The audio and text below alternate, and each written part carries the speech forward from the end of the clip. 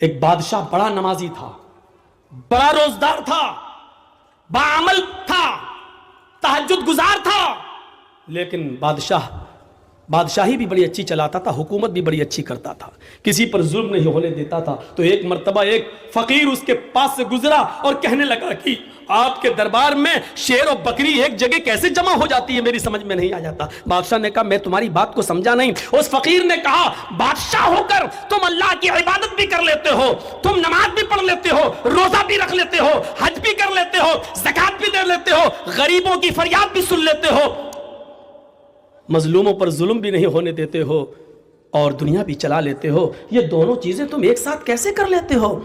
بادشاہ نے کہا دیکھنا چاہتے ہو کہ ہاں؟ کہا دو جلاد کو بلاؤ۔ دو جلاد آ گئے، کہا تلوار نکالو۔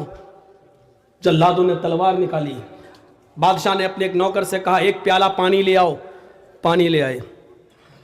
اس فقیر سے کہا پانی پکڑ۔ اس فقیر نے پانی کا پیالہ پکڑا، اور سنو، اس فقیر نے پانی کا پیالہ پکڑا، کہا جاؤ پورا شہر اس کو گھما دو، اور اس فقیر سے کہا جاؤ میرے پورے شہر میں میری عوام کو دیکھ لو کہ کیسے وہ عمل کر رہی ہے، کیا کر رہی ہے، کیا نہیں کر رہی ہے، نماز کتنا پڑھ رہی ہے، روزہ کتنا رکھ رہی ہے، ظلم کتنا کر رہی ہے، پانی کا پیالہ اپنے ہاتھ میں لو، جاؤ اور دیکھو۔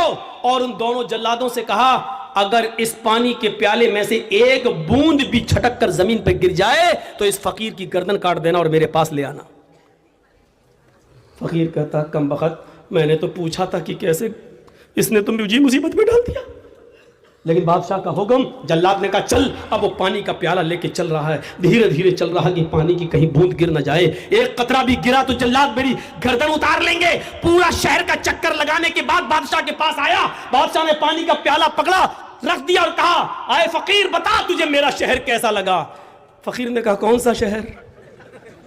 بتا میری بلڈنگوں کا کیا حال تھا، میری عوام کیسی لگی؟ کہا بادشاہ سلامت، آپ نے مجھے اس لائق ہی کہاں چھوڑا تھا کہ میں آپ کی عوام دیکھ سکوں، آپ کی بلڈنگ دیکھ سکوں، آپ کے عمارتیں دیکھ سکوں، آپ کی رعایا کا معائنہ کر سکوں۔ آپ نے کہہ دیا تھا کہ اگر ایک بوند بھی گری تو تیری گردن کاٹ دیں گے۔ میری نظر تو پیالے پر تھی، شہر میں کیا ہو رہا ہے مجھے کچھ بھی نہیں معلوم۔ بادشاہ نے کہا یہی جہنم کا ڈر، یہی اللہ کے عذاب کا ڈر مجھے ہر وقت لگا رہتا ہے، اس لیے میں بندوں کے حقوق بھی پورا کرتا رہتا ہوں اور اللہ رب العالمین کی عبادت بھی پوری کرتا رہتا ہوں، اللہ کی عبادت میں بھی کمی نہیں ہونے دیتا ہوں، اور میں اپنی رعایا کے ساتھ بھی کبھی ظلم نہیں ہونے دیتا ہوں، کیونکہ مجھے جہنم کا نقشہ، جہنم کا خوف، عذاب قبر کا ڈر مجھے ہر وقت لگا رہتا ہے۔